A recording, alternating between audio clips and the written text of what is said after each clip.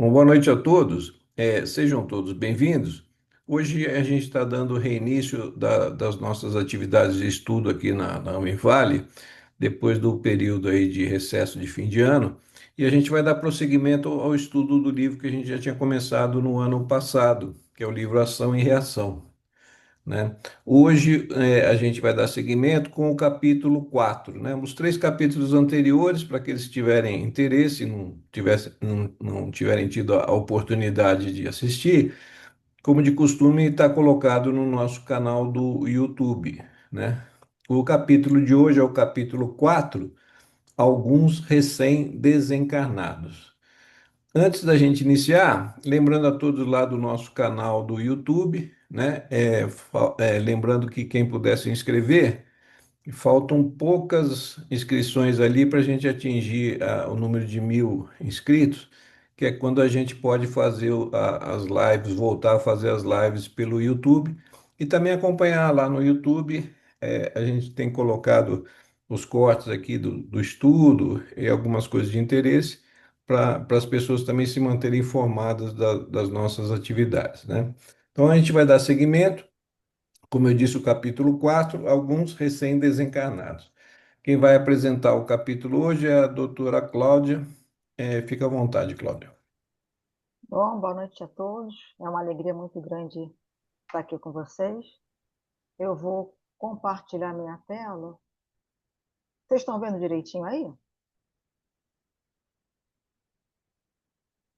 Vocês estão vendo? Ainda estamos ouvindo bem, só não compartilhou ainda.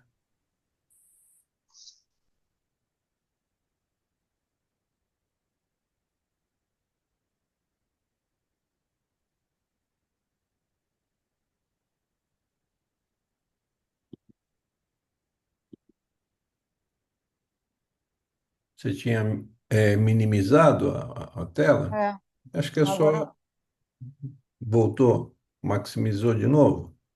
agora eu maximizei, estou tentando. Não apareceu nada ainda? Não, está naquela de.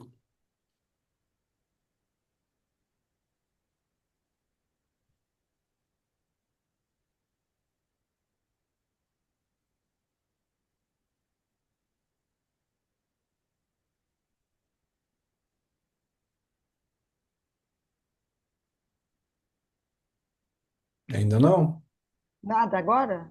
Não. Se você quiser fazer como você fez antes, assim que estava com dificuldade, sair, entrar de novo e compartilhar, Acho que vou ter que fazer isso de isso. novo. Só alguns instantes a gente já inicia. Problemas técnicos fazem parte. Vamos aguardar enquanto isso. E enquanto isso, a gente vai dando alguns recadinhos aqui. Lembrando também do nosso Amivale Convida, né? Que a gente vai dar seguimento também esse ano. É, Provavelmente estava até conversando aqui, vai ter o lançamento do livro do doutor Alexandre, doutor César e doutor André. A gente vai ver se faz um Amivale Convida com eles para apresentar aí o livro que vai ser lançado sobre é, espiritualidade e, além do livro que já tem. Vamos ver se a gente combina para fazer uma Me Vale Convida sobre o tema que vai ser bastante interessante, né? Também quem ainda não teve a oportunidade de ver o nosso encontro anual, que foi feito agora no final de dezembro de 2025, o encontro anual da Amivale, também já está disponível no canal do YouTube, né? Tem várias palestras ali e foi bastante interessante. Então, quem quiser aproveitar e dar uma entrada no canal do YouTube, esse nosso encontro do final do ano já está disponível lá. Só aguardar mais uns instantezinhos aqui para a doutora Cláudia reentrar de novo e a gente dar início ao estudo.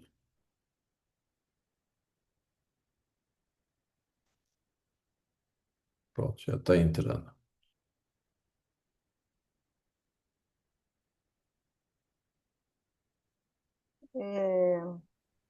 Pronto, já está no ar. Apareceu? Apareceu? Não, a sua imagem ainda não apareceu. Tá aparecendo só que você entrou, acho que o seu vídeo deve estar bloqueado. Acho que você vai ter que ativar o vídeo.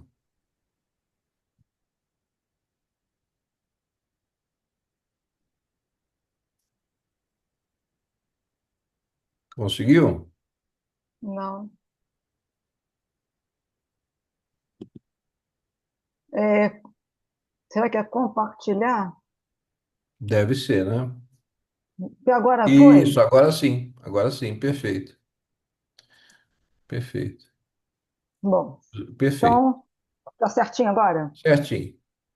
Bom, então, Pode, pode dar desculpa início. aí o Isso probleminhas acontece, isso é técnicos do assim mesmo. início. Bom, nós estamos iniciando, retornando aos nossos estudos aqui no livro Libertação, capítulo 4, né? Nós tivemos um período aí de recesso. Então, só para situar, antes de entrar diretamente no capítulo 4, sobre o que é esse livro, né? Então, esse livro ele trata da situação espiritual da criatura humana após a morte. Ele acontece na Mansão Paz. Essa mansão, ele diz no início do livro, está situado, achei muito interessante, entre a Suíça e a Itália. É uma morada socorrista, né, que recebe espíritos infelizes ou enfermos e que está sob a jurisdição do nosso lar. O dirigente dessa mansão Paz, que é o benfeitor, é o Druso, e os personagens são o André Luiz e o Hilário, né? Então, nos capítulos anteriores, ele fala, mostra com detalhes essa instituição, né, essa Mansão Paz, o forte esquema de segurança que ela detém, e vem mostrando alguns casos que vão se apresentando ali.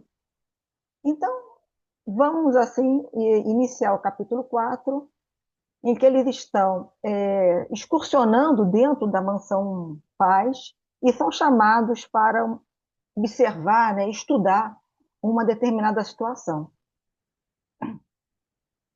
Então, eles caminham e chegam a essa região aí. E eles falam que é o seguinte: seria a estação das almas. Chegamos a um amplo recinto semelhante a uma estação ferroviária, onde dezenas de entidades aguardavam a expectativa. Não havia sinais de alegria completa em rosto algum. Os grupos variados dividiam-se entre preocupação e tristeza, criando uma atmosfera tensa e silenciosa. Um grande relógio com mostrador de 24 horas funcionava como bússola para os viajantes. Sons de campanas invisíveis cortavam o ar, anunciada a chegada iminente da caravana comboio que traria os recém-desencarnados. Então a gente tem essa percepção, né, que é como se fosse uma estação ferroviária, onde eles estavam ali recebendo os recém-desencarnados, e as pessoas que ali estavam aguardando, né, familiares, amigos, com essa preocupação de como estariam chegando essas pessoas recém-desencarnadas. E o André Luiz tinha esses questionamentos, né? Que espécie de criatura aguardávamos ali? Esses reféns desencarnados estão em que condições?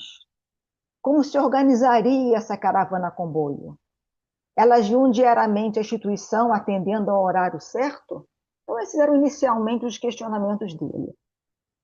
E como é que se estava organizada essa caravana? Eram 19 pessoas, todas recém-desencarnadas, em desequilíbrio mental, mas que já eram credores de assistência imediata. Eram seguidas de 10 servidores, que eram orientadores da casa, acompanhando e guiando a excursão espiritual. E esses recém-desencarnados estavam em estado intermediário. Eles não estavam em desesperação, nem comprometidos com as forças das trevas. Então vocês veem que é uma caravana praticamente dos dois para um, né? E um dado importante aí é que eles não estavam comprometidos com as forças das trevas e eles eram credores de assistência imediata. E a pergunta inicial dele ali, se elas se chegavam em hora certa, com certeza não, né? Porque era uma caravana que atravessava zonas sombrias. Então, existem, às vezes, intercorrências que acontecem nessas caravanas. E aí chegam as pessoas, esses recém-desencarnados, ele continua assim. Os cooperadores responsáveis estavam aparentemente calmos, mas alguns revelavam funda preocupação no olhar. Os recolhidos, com exceção de 5 que vinham de Maca, desmemoriados e dormentes, revelavam perturbações manifestas. Alguns expressavam loucura desagradável, embora pacífica, enquanto os enfermeiros desvelavam em ajudá-los com carinho e atenção, e os cães se deitavam extenuados.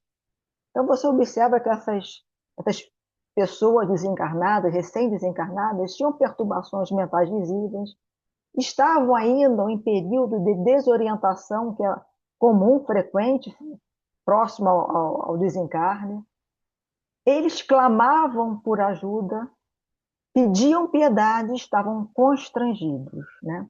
Então você percebia que, apesar de toda essa situação, eles já clamavam por ajuda, né? Outra coisa que chama atenção, não é o tema do capítulo, mas que ele fala aqui que eles eram acompanhados por cães que se deitavam extenuados, né? Então a gente percebe que como os animais, né, eles nos acompanham também no mundo espiritual, né? Às vezes a gente tem essa impressão que eles reencarnam imediatamente, alguns reencarnam, mas muitos também continuam a jornada com a gente. Se são animais que já acompanharam a gente na Terra, eles acompanham no mundo espiritual, outros servem de trabalho, né? A doutora Irvene, ela tem livros muito interessantes a respeito desse assunto. Até a gente tem aqui no Homem Vale Convida também uma palestra gravada no YouTube.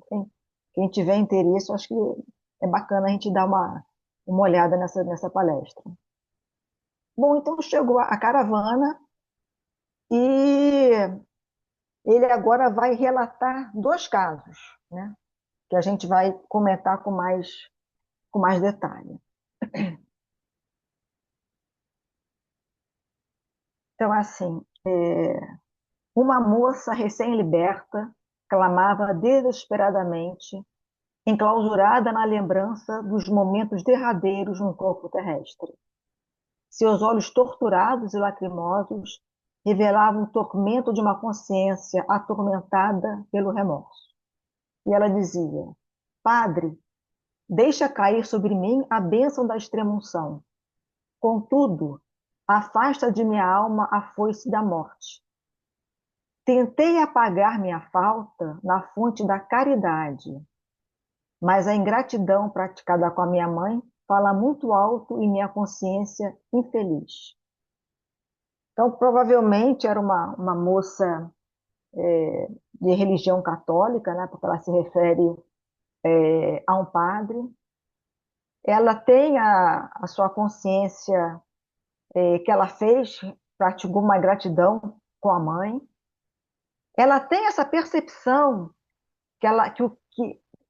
que existia um caminho, né, pela caridade, um caminho que, se ela trilhasse pela caridade, talvez essa falta fosse apagada, né, melhoraria um pouco a consciência dela.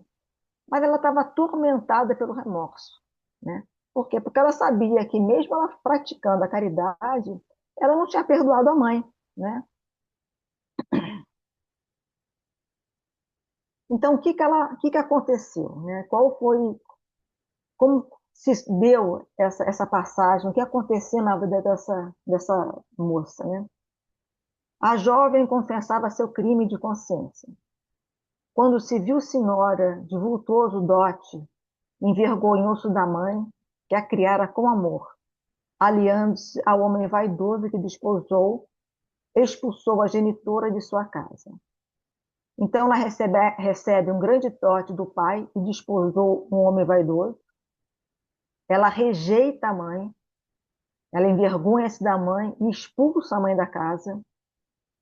Ela calunia a mãe, mente que a mãe não era sua, chamou-a de ladra comum, e ela tem, isso gera nela um remorso. Ela lembra-se do olhar de dor e compaixão da mãe ao despedir-se. Então você vê que são palavras muito fortes, né? Envergonha da mãe, expulsa a mãe, diz que a mãe é ladra comum, ela fala no livro que a mãe roubou ela, né? Ela foi retirada, aquela ali não era a mãe verdadeira dela. E aí a palavra remorso, né, aparece de novo, né? Então acho que é importante a gente fazer uma reflexão aí do que é remorso, né? E do que é o arrependimento, né? Porque o remorso é aquela pensamento que fica ali no seu cérebro, você revivendo, né? Aquele sofrimento estéril, que você está sempre ali revivendo aquela situação, né? Ela é uma repetição mental do erro que te paralisa, né? Que cria aquele adoecimento.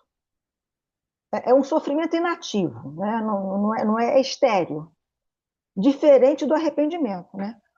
O arrependimento ele já é o começo de uma reparação, né? O arrependimento já impulsiona, ele já liberta, você já tem aquela vontade de melhorar aquela situação, seria um sofrimento produtivo, né?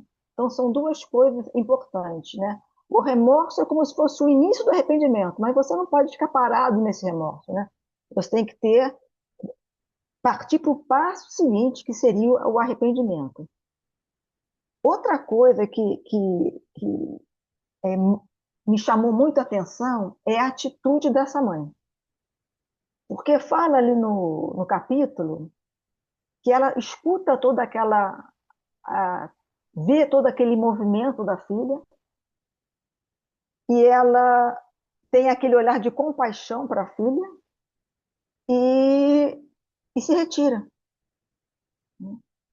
Ela em nenhum momento ela se magoa, ela revida, ela podia ter mágoa, remorso, mágoa, é, é, vingança, criar uma situação ali com o marido, com o genro. Não, ela simplesmente escuta e sai. Então você vê que já é um espírito de algum entendimento, um espírito mais nobre que, frente àquela situação, ela podia até ter caído em erro ali. Ela não, ela escutou e se retirou daquela situação. Bom, aí eu me lembrei da questão 255 do Livro dos Espíritos, que pergunta quando o espírito diz que sofre, que natureza de sofrimento ele sente. E ele diz que as angústias morais que o torturam mais dolorosamente que os sofrimentos físicos. Que é isso que a gente vê, né? Então, essa moça, a tortura dela era moral, né? E a outra questão é a 258, que no estado errante, antes de começar uma nova existência corporal, o espírito tem a consciência, a previsão das coisas que lhe sucederão durante a vida, ele próprio escolhe o gênero das provas a que queira se submeter. E é nisso que consiste o seu livre-arbítrio. Bom, e aí eles começam a observar ali, André Luiz e o Hilário, aquele reencontro redentor. Porque quem foi receber aquela moça foi a própria mãe. Então, a dama generosa que a acolheu nos braços era a própria genitora, que veio ao encontro da filha. Um momento de profunda emoção e redenção que desenrolava diante de todos. É um fenômeno comum. As faculdades mentais da irmã sofredora estagnaram-se no remorso, em reação do delito máximo de sua existência última, desde que foi mais intensamente focada pelas reflexões da morte. Ele fala também que a mãe ela não se apresenta como mãe dela naquele momento, porque ela sabe que se ela apresentasse como mãe dela, isso essa moça ia sofrer ainda mais, né? a percepção, ela não tinha uma força moral para enfrentar essa situação ainda, né? Então, ela não se apresenta como mãe, ela se apresenta como uma amiga ali para ajudá-la. Então, ele fala, né, que não há crimes ocultos. Todos os crimes e todas as falhas da criatura humana se revelariam algum dia, em algum lugar. A criação de Deus é gloriosa luz. Qualquer sombra de nossa consciência jaz impressa em nossa vida, até que a mácula seja lavada por nós mesmos, com o suor do trabalho ou com o pranto de expiação. Então, eles estavam vendo ali naquele momento o reencontro, né? Entre pais e filhos, esposos e amigos. Encontros que ele cita como emocionantes. Sob os nossos olhos, processavam os reencontros comoventes, onde filhos e pais, esposas e amigos se reaproximavam uns dos outros, com apelos agoniados e afetivos.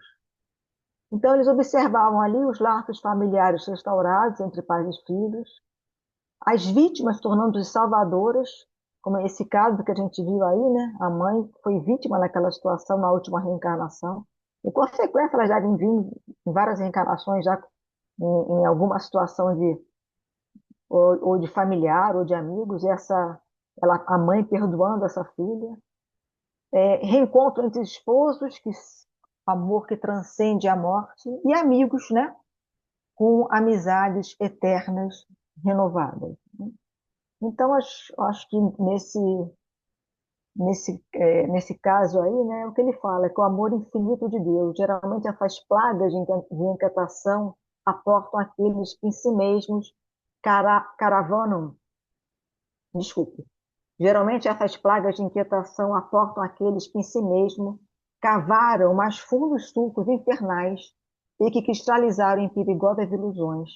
Mas a bondade infinita do Senhor permite que as vítimas, edificadas no entendimento e no perdão, se transformem felizes em abnegados sirineus dos antigos verducos. O incomensurável amor de nosso Pai Celeste cobre não somente os territórios glorificados do paraíso, mas também as províncias atormentadas do inferno que criamos. O Sirineu, né, aquele personagem que ajudou Jesus a carregar a cruz, né? Então, ele mostra aí, né, que as vítimas, quando são edificadas, quando já são moralmente tendo uma compreensão melhor das situações, elas vêm em ajuda àqueles que necessitam, né? Como a gente está vendo nesse caso tão bonito aí, né? Dessa mãe, né? Que apesar de toda a situação da filha, que ingratidão naquele momento que ela teve com a mãe, ela volta para se reaproximar da filha, para ajudá-la no mundo espiritual. Isso é muito bonito, realmente. E aí agora vem um outro caso aí, né? Ele fala o clamor contra as trevas. Aí ele observa essa outra situação. Uma pobre mulher prorrompeu em choro convulsivo, de punhos cerrados, reclamando desesperadamente: quem me libertará de Satã? Quem me livrará do poder das trevas? Santos anjos, socorrei-me. Socorrei-me contra o temível Befegor. Asserenado o ambiente, Silas nos convidou a sondar-lhe a mente conturbada, agora sob o império de profunda hipnose, para compreender a origem de seu tormento. Então, essa irmã aí estava numa situação de um clichê mental autodestrutivo, né? Esse Belfegor aí são personagens demoníacos, né? Então, Belfegor, no céu e no inferno, ele fala que é como se fosse o demônio da luxúria, né? Como Mamon, né? Não se pode servir a Deus e a Mamon. O Mamon seria o da avareza, né? Então, essa irmã aí, é, estava clamando, né, pedindo socorro, por essa situação, nesse clichê autodestrutivo, né? Então, são situações em que, às vezes por religião, às vezes numa seita, em que as pessoas tentam o domínio, né, das pessoas através do medo.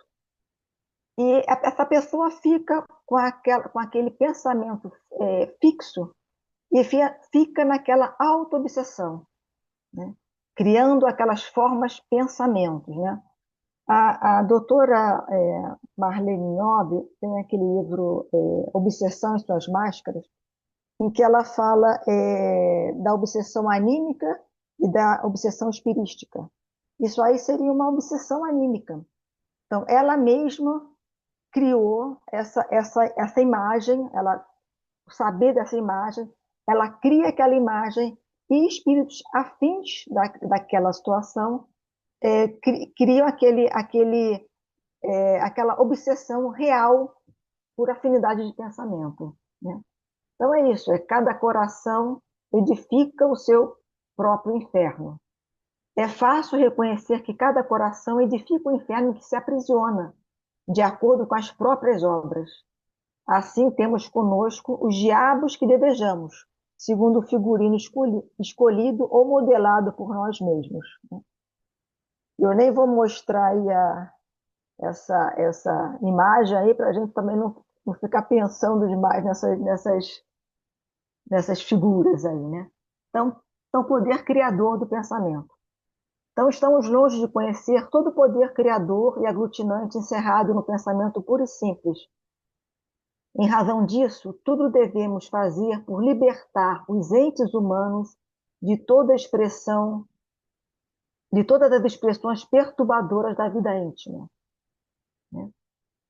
Então, a ignorância, a miséria, a preguiça, o egoísmo, né, leva a essa escravidão. A gente observa, então, o fortalecimento da treva contra a luz e, assim, um conflito do céu, do inferno contra o céu.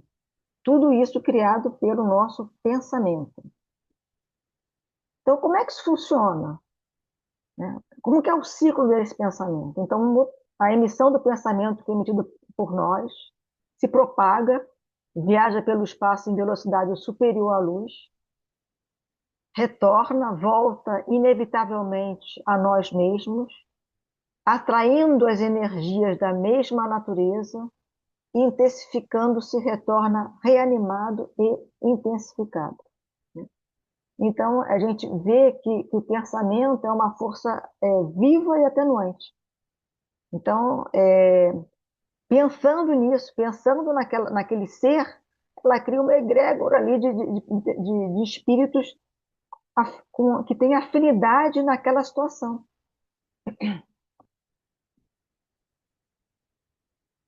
A lei de atração mental. Então, energia atrai energia. Quando alimentadas pelo combustível de nosso desejo ou atenção, as formas criadoras do pensamento se fixam naturalmente em nosso espírito. Energias atraem energia da mesma natureza.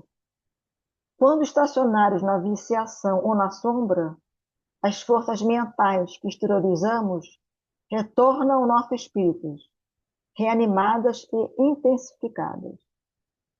Engrossam as grades da prisão em que nos detemos, irrefletidamente, convertendo nossa alma no mundo fechado. As vozes e quadros de nossos próprios pensamentos, acrescidos pelas sugestões daqueles que se ajustam ao nosso modo de ser, nos impõem reiteradas alucinações, né? Então, é a lei da atração mental a que essa pessoa estava, se fixou, né? Então, como que a gente deve se portar, né? A necessidade de nós termos ideais nobres, né? Então, nós devemos nos situar nos ideais mais nobres e nos propósitos mais puros da vida, porque as energias atraem energias da mesma natureza, né? Então, o que a gente tem que fazer? Buscar, buscar a elevação, buscar pensamentos sempre nobres e puros, né? É, estarmos a serviço, dedicar-nos aos propósitos mais elevados e assim nos libertarmos com os padrões destrutivos, né?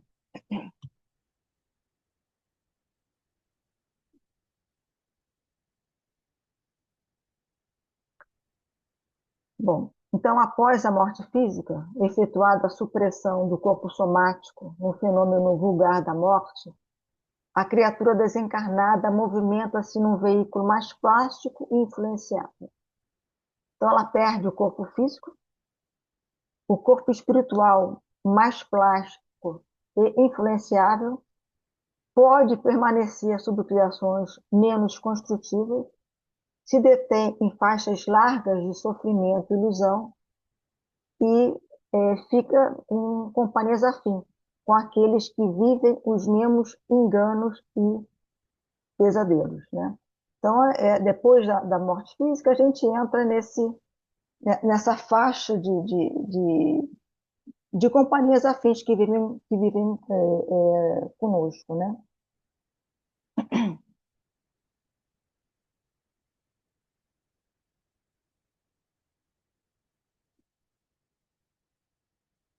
Bom, então o que a gente tem que pensar é isso, né? Nós somos arquitetos do nosso destino, né? Então, cada pensamento, cada ação, cada escolha molda o nosso futuro.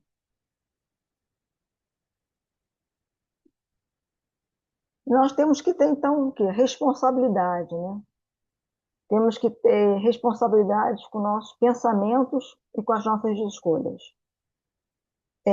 Que o amor, né, e que o perdão são caminhos de redenção.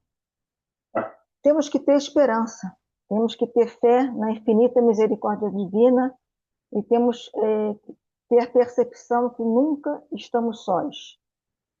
E que assim possamos construir um caminho de luz e de evolução espiritual. Então, é isso que a gente tem para falar sobre esse capítulo aí, mostrando esses dois casos que a gente mostra de maneira mais precisa nesse capítulo aí que nós acabamos de ver sobre essa situação.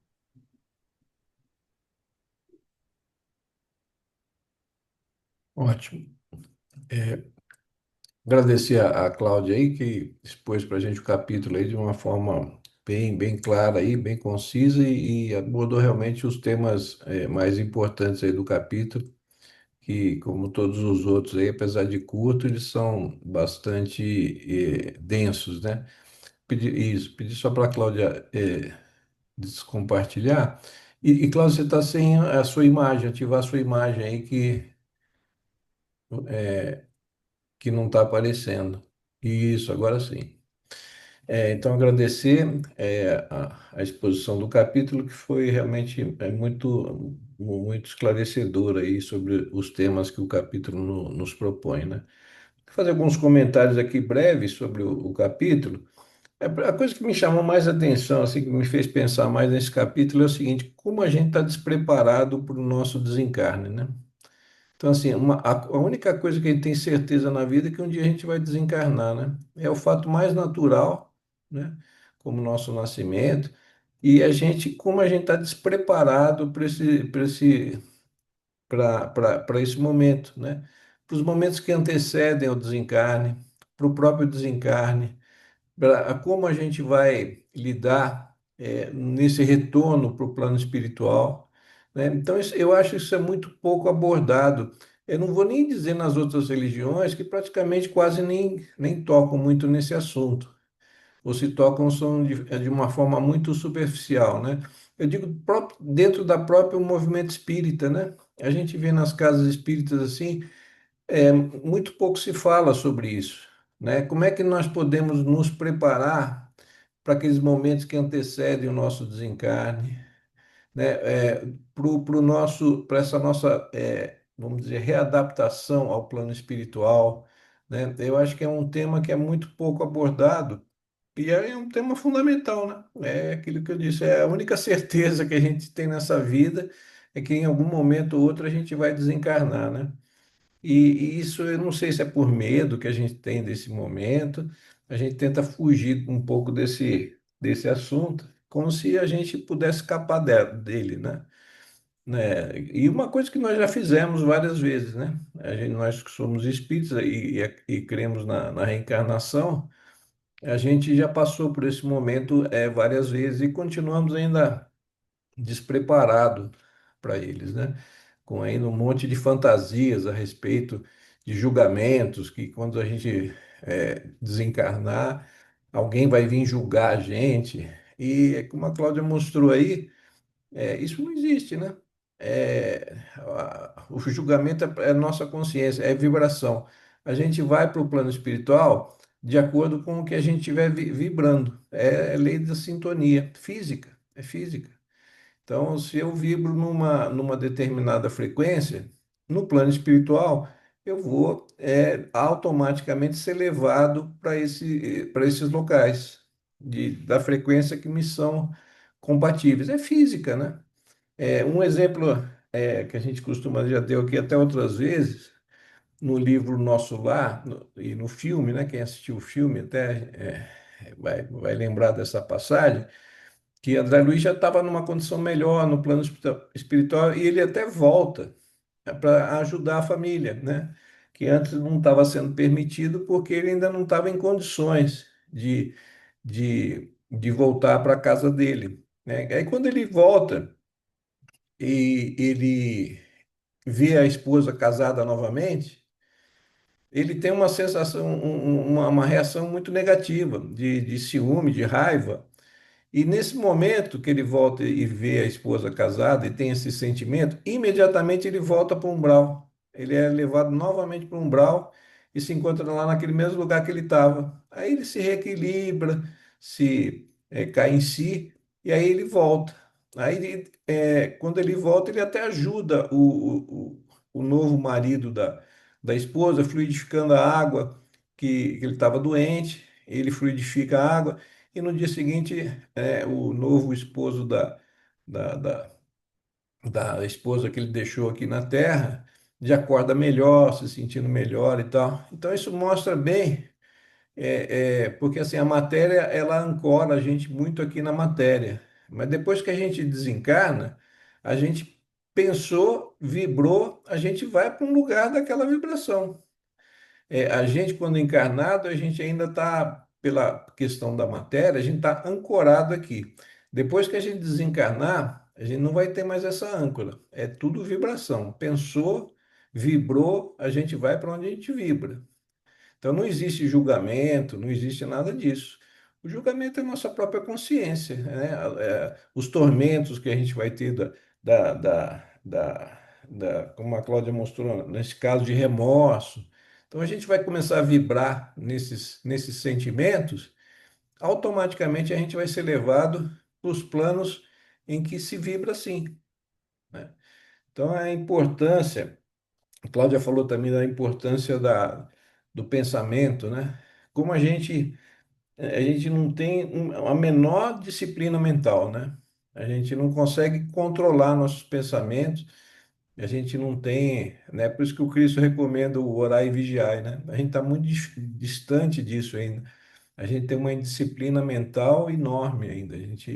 A cabeça da gente é como se fosse quase um carro desgovernado, né? A gente não consegue conter e dar um sentido aos nossos pensamentos, aos nossos sentimentos de uma forma geral. Por isso que no plano espiritual existe tanta dor, tanto sofrimento, é que na Terra também, né? Um outro aspecto importante aqui que ela coloca é aquele processo de resgate, né, dos nossos erros, né? Aquele processo de arrependimento, expiação e reparação, né? Primeiro a gente se arrepende, depois a gente expia aquilo, muitas vezes passando por aquilo que a gente talvez fez alguém passar, né? E depois a reparação, né? A gente vai, né, trabalhar no bem, na coisa para reparar os nossos desvios, as nossas faltas. E assim, na realidade, as nossas dores, os nossos sofrimentos, nada mais são do que experiências que são necessárias para o nosso progresso. Ontem a gente estava tendo um grupo de prece aqui, o tema até foi esse, né? A respeito da gente falar desses sentimentos de dor, de encarar isso como punição, como karma, na realidade, não, não acho nada positivo isso. A gente encarar esses processos dolorosos que a gente passa como experiências necessárias para o nosso progresso, para a nossa melhora espiritual, né?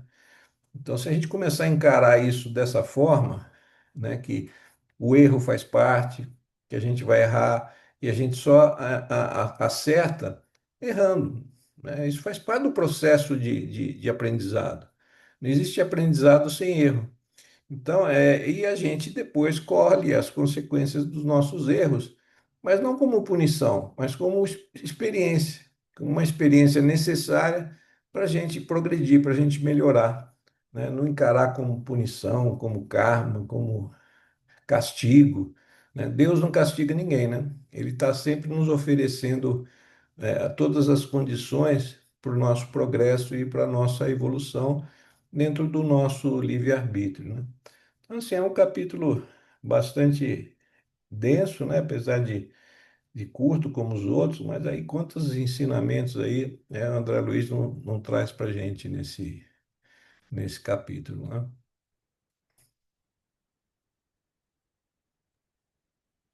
Pessoal, boa noite. Ô, Cláudia, parabéns, achei excelente, adorei os slides, ficou super claro, explicativo, a forma que você colocou ali, principalmente como que o pensamento funciona, né, essa energia, achei que ficou bem legal essa forma que você fez, parabéns, viu, pela explicação. Eu queria ressaltar dois pontos que eu acho que é bem bacana, que está muito atual, a questão dessa busca nossa, né, esse incentivo, essa abertura mesmo de consciência para a gente buscar esse desenvolvimento espiritual. E o quanto que a gente vem estudando e mostrando que trabalhar as nossas questões espirituais, ele é muito mais profunda do que a gente pensa e imagina, que antes a gente pensava muito a título de rituais dentro dos processos, das nossas atividades religiosas, né? E eu acho interessante dois pontos nesse dois casos que ele traz, que mostra muito bem isso. Primeiro, a questão de que tem uma mulher que cometeu um erro ali com a mãe, né, por questões financeiras e tudo mais, mas em determinado momento ela se torna uma mulher também muito religiosa e se dá conta do erro dela, a mãe já havia falecido, não dá mais para reparar, e ela então começa a desenvolver e praticar a caridade, ou seja, é uma mulher até que chega nessa caravana, como todos nessa condição, né? Eles tinham ali uma condição de poder ter essa ajuda, digamos, eles tinham esse crédito, né? Como o André Luiz colocou. Então, ela tinha determinado crédito em relação às próprias ações, o que talvez tenha feito contando toda a encarnação, mas o quanto que a caridade, apesar dela estar nesse ritual, o quanto foi importante, está importante, mas que essa espiritualização não aconteceu totalmente como deveria. Né? Que acho que esse que é o sentido, por conta desses estados mentais, dela ficar fixada nesse processo de não se perdoar pelo erro que cometeu com a mãe, e acreditar, né, essa crença que poderia de alguma forma ser punido, ou ir talvez para o inferno, alguma coisa assim. Então, e do outro lado, a outra questão, que essa clichê mental, que eu achei muito legal, essa colocação ali desse caso, quanto que a gente pensa assim, talvez também uma vida que não tenha tantos problemas ou tantos erros, mas a partir do momento que você tem pouco entendimento e passa a acreditar em determinadas crenças ou situações que te provocam muito medo e você não explora aquilo, não explora dentro de você, não explora como conhecimento, aquilo pode virar um grande problema, o limitador da vida, a ponto de uma mulher chegar numa vida na vida espiritual com essa imagem que a atormentava há tantos anos, e no fundo uma imagem que criada por ela mesma, por uma crença, advinda de uma crença, né? Então, acho que isso é muito legal para a gente pensar esse lugar de espiritualidade sempre com essa autoconsciência, como você colocou, da gente ter esse aprender, conduzir nossos pensamentos, trabalhar eles e alinhar realmente com o sentimento e muito mais com a fé, né? Que a gente conseguir realmente fazer essa transposição dessa crença de que, nossa, sim, vai ter erro, vai ter acertos, vai ter erro, e que esses erros não estão aqui para te punir, que a única coisa que vai te punir realmente é a sua própria consciência. Não existe um Deus punitivo. E o quanto que isso é muito difícil para a gente, por mais, essas histórias mostram muito isso. Por mais que a gente trabalhe a fé, por mais que a gente esteja aqui, né? O quanto que uma situação nos pega e nos coloca nesse lugar de fazer essa passagem para o mundo espiritual com essa ideia de tormento, de que seremos punidos ou não somos merecedores de receber aí o perdão, né, tanto do outro quanto de Deus também. Então, eu acho muito bacana que a gente sempre pensar nesse lugar que não é tão simples, não é só de um movimento muito simples, mas pelo contrário, né? A espiritualidade vem mostrando, principalmente esses livros que mostram com tanta clareza essas histórias, o quanto que é de um lugar cada vez mais realmente de autorresponsabilidade e de desenvolvimento de técnicas, né? Porque são ferramentas que a gente tem que aprender a desenvolver, ferramenta para desenvolver, ajudar a gente a lidar com o nosso pensamento, pensar também em pedir ajuda para refletir sobre algumas questões que estão nos incomodando, a gente não está conseguindo lidar ali sozinho, né? Por mais que tenha tanto conhecimento advindo aí do próprio espiritismo, é, a questão da oração sempre presente para nos inspirar, inclusive nos momentos que a gente está muito com um pensamento muito pesado e a gente está com uma questão que a gente não está conseguindo desenrolar, o quanto que a oração nesse momento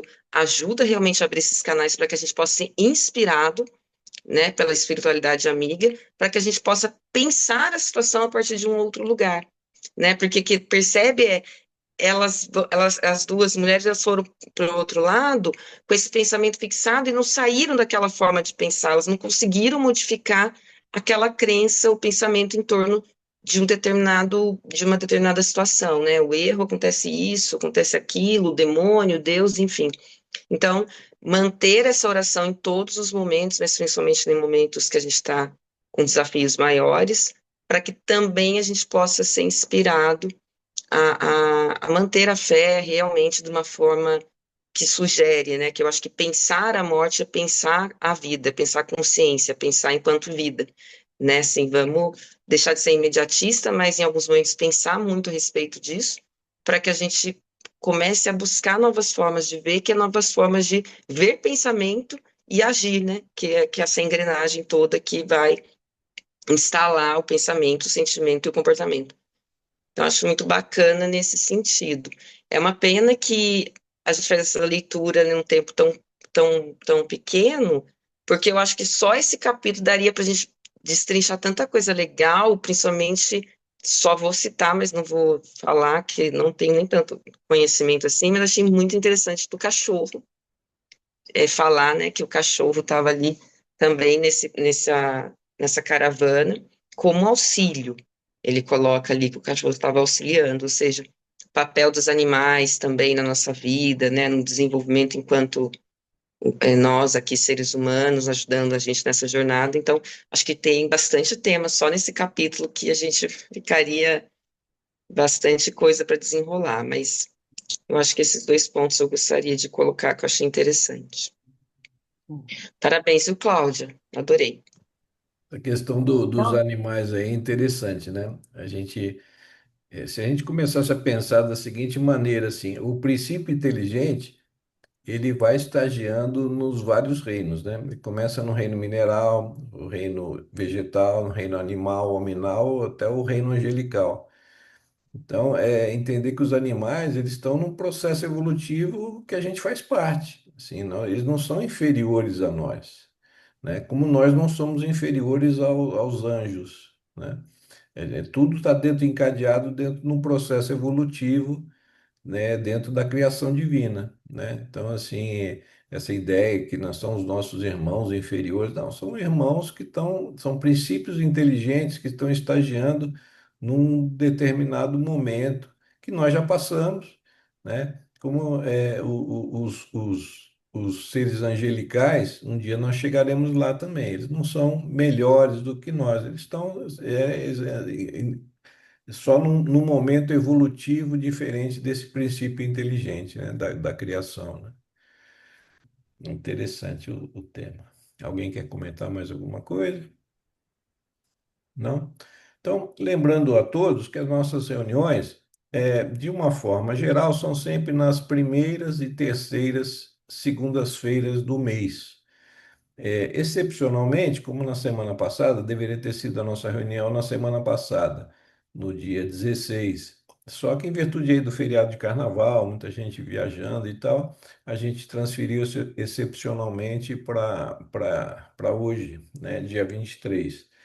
E por esse mesmo motivo, a gente vai dar seguimento em vez de daqui a 15 dias, na semana que vem. Nosso próximo encontro vai ser na segunda-feira que vem, dia 2 de março, que é a primeira segunda-feira de março, em que o doutor Bruno vai trazer para a gente o capítulo 5, Almas Enfermiças, né?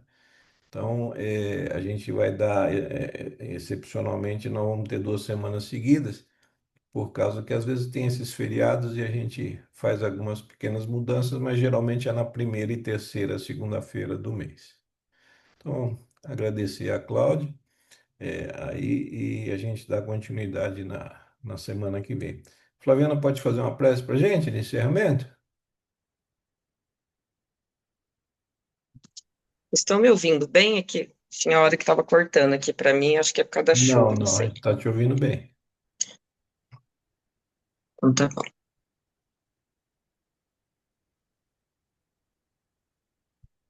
Vamos encerrar essa nossa noite de estudo, agradecendo a oportunidade desse retorno, a oportunidade de podermos estar aprendendo mais sobre Cristo, sua obra, sobre Deus, através de um movimento em conjunto de reflexão, onde isso aumenta a nossa capacidade tanto de pensar, quanto de força e quanto de inspiração para mudanças.